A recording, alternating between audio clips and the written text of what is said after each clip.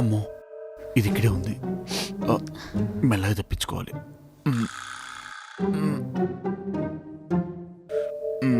నాన్న చూసేసింది.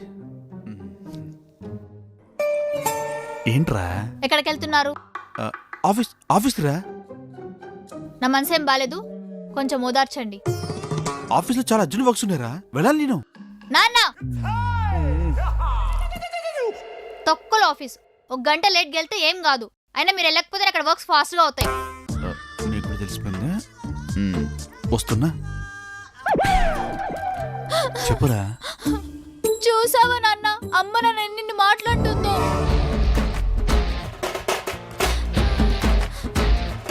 అమ్మ గురించి తెలిసిందే గారా. అసలు ఇదంతా నీ వల్లే. నా వల్ల? నేనేం చేశాను? లాస్ట్ టైం సప్లీకి క్వాంటమ్ థియరీ స్లిప్ రాయమంటే బిగ్ బ్యాంగ్ థియరీ స్లిప్ రాసావు. అది రాలేదు, నేను ఫెయిల్ అయ్యాను. అంటే అది లాస్ట్ ఇయర్ ఎగ్జామ్లో ఆ క్వశ్చన్ ఇచ్చాడు కదా, ఈ ఇయర్ ఇయ్యడేమో అనుకున్నాను. నాకేం తెలుసు ఈ ఇయర్ ఇస్తాడేమో. చూడు, నువ్వు చేసిన తప్పుకి అమ్మ నన్నంటుంది. ఈసారి అన్ని క్వశ్చన్స్ స్లిప్లో రాసిస్తాను, పక్కా పాస్ అయిపోతాం. ఇంకొక్కసారి అమ్మ నన్ను తిట్టిందో నేను ఇంట్లో నుంచి వెళ్ళిపోతా. వద్దురా, అంత పెద్ద పెద్ద మాటలు ఎందుకు చెప్పు. సర్లే గాని, ఈ గొడవ వల్ల నా మైండ్ అంతా ఫుల్ స్ట్రెస్ గా ఉంది. కార్డ్ ఇస్తే అలా షాపింగ్కి వెళ్తా.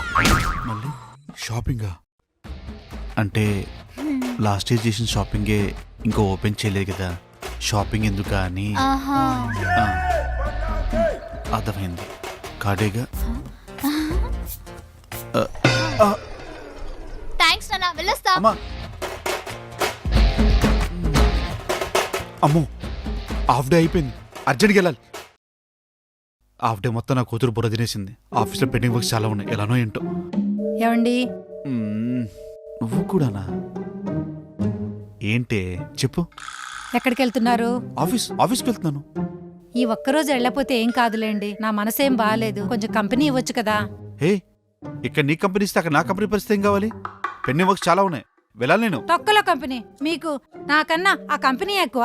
మీరు వెళ్ళకపోతే అక్కడ పనులు త్వరగా అయితే రండి. Same dialogue, something is happening.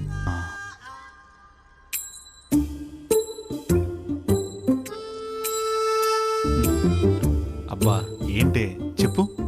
చూడండి, అది అమ్మా అని లేకుండా ఎంత పెద్ద పెద్ద మాటలు మాట్లాడుతుందో. అది చిన్న పిల్లే, దాని మాటలు పట్టించుకుంటావా? వదిలే. అసలు ఇదంతా మీ వల్లేనండి. ఏంటి ఇక్కడ కూడా నావాలేనా? మీరు చేసిన గారాబం వల్లే కదండి అది అట్లా తయారవుతుంది. ఓ, ఇది మరీ బాగుంది.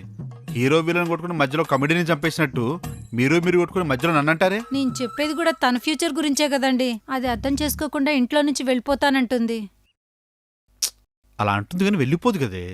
అది మీకెలా తెలుసు? ఎందుకంటే దాని దచ్చు వాళ్ళ అమ్మ పోలిక.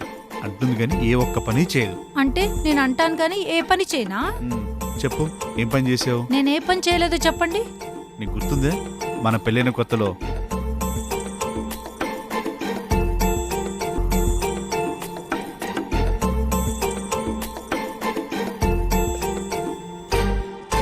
సరే చాలే గాని ఆఫీస్కి బయలుదేరండి. టైం చూసావా?